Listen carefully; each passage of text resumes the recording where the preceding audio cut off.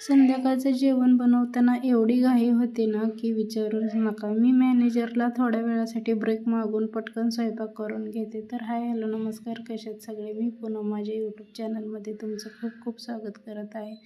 इकडे संध्याकाळी मस्त असं कोबीची भाजी करायची होती आणि रात्रीच्या जेवणासाठी पातळच पाहिजे, घट्ट चालत नाही म्हणजे भाकरी वगैरे असते ना, त्यामुळे मग थोडंसं पातळ पाहिजे.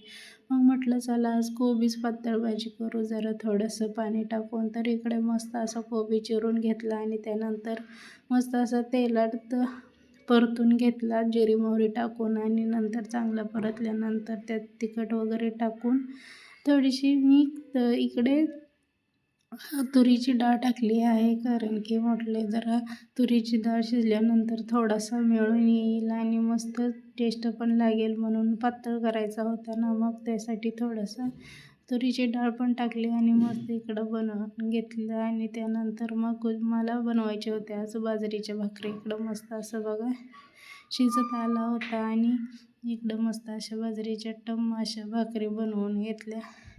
संध्याकाळी एवढी धावपळ होते ना, इकडं ऑफिस पण चालू असतं, इकडं स्वयंपाक पण करायचं असतं आणि जेवणाचा वेळ आमचा 6:30-7च्या आसपासच आहे. त्यामुळे असं नाही की ऑफिस संपल्यानंतर मी स्वयंपाक करू शकेन आणि आम्हाला जेवायला लेट झालं तर डोकंदुखी वगैरे असं काही ना काही ॲसिडिटी वगैरे असं काहीतरी होतं आणि एकदा माझं काम चालू झालं ना, मला कधी वेळ भेटेल काय सांगता येत नाही. त्यामुळे मी थोडासा ब्रेक मागून मॅनेजरला त्यामध्ये पटकन असा स्वयंपाक बनवून घेते. स्वयंपाक बनवला, जेवण वगैरे केलं आणि नंतर उरलेलं काम केलं. इकडं बघू शकता लॉग ऑफ करायला मला पूर्ण 11:30 गेले होते आणि मग इकडे लॉग ऑफ केलं. त्यानंतर कोथिंबीर आणली होती, ती पण निवडून ठेवायची होती, नाहीतर नंतर खराब होऊन जाते. मग निवडली कोथिंबीर आणि असा होता माझा दिवस. भेटू नेक्स्ट